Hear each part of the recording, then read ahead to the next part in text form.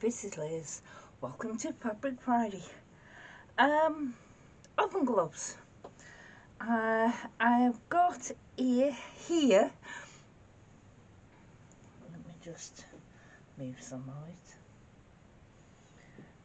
There is one strip of fabric with a pattern design on, and this happens to be cakes and things like that. One piece of wadding batting, and another piece of the fabric, and that is whatever size you want, but mine is 8 inches by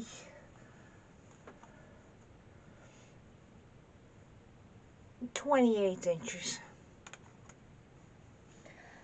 I also have fabric either side of batting that will fit exactly there, and another one exactly there. So we've got a sandwich of that in each, and they are about 8 inches. So they're 8 inches square. Also got some strips of this purple that I'm going to be using as binding. Now you can use bias binding, but I find it easier to actually just cut 2-inch strips and make square oven gloves, because bias binding is only there so it has a stretch to go round the corner if it was rounded off. So if you square it off, easy peasy. So the first thing we need to do is basically just to edge the top of the two bits that are going to have your hands slide in. So I'll do that and then come back to you.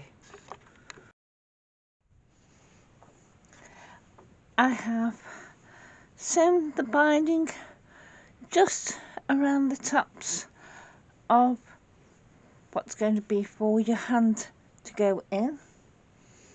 I've done that on both, and on the main body I've just done a few lines of stitching to quilt it basically and stop it flopping all over the place inside it. I haven't bothered to do it on these pocket things, and then I've gone all the way round the outside of both the long bits and the 2 bits for the pockets, and then I've trimmed it down. It's just going to help me when I'm putting the binding on. So now it's just a case of put them where you want them. Get some pins. You can use safety pins or you can use these.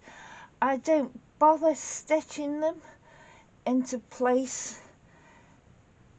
I just, sorry about my arm, bung a few pins in, and that will hold exactly where I want the hand pocket thing to go.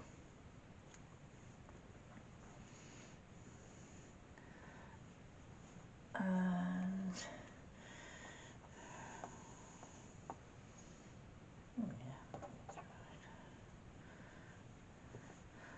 the pins are just basically to hold it, stop it moving around.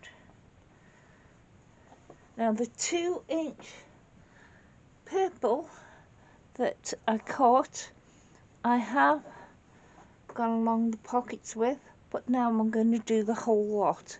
So I tend to start somewhere in the middle, anywhere in the middle will do fine. And you sew it on as you would do your normal binding. Now these trims on the pockets, the hand pockets, I did sew them blind if you like. I sewed them on and then turned them over to the back and then sewed them down in the ditch. You can't see it. It's rather an awkward thing to do, but I did do it because I do like the look of that. And that's not quite exactly where I want it. So you'll be mainly using it like this. So this will be actually your front. So, and that will be your back. Yes, it's pulled slightly, but it'll come out. So basically you sew it on as you would do a quilt, but it's only single. You haven't got them two together because it's too much for the thing to take. So I'll start it about there. I will start sewing from there. Now I will be putting a hook in these. No, I won't, because they hang on my open door, so I'm not bothering putting a hook. But if you wanted to put a hook in them, you will get, say, the same fabric you're binding it with, turn it over, stitch it down, and then now is when you would actually place it where you want, but have the tab on the inside, so that you would go over it with your binding and then it'll stick up. But I'm not going to. I'm just going to do this, and because I want to put on the beginning there, so I'm going to stitch all the way around, and then my corners I'm going to mitre my corners the same as I would do for a quilt. And then we have it. I put the binding on exactly as I would do on a table runner, a placemat, anything like that.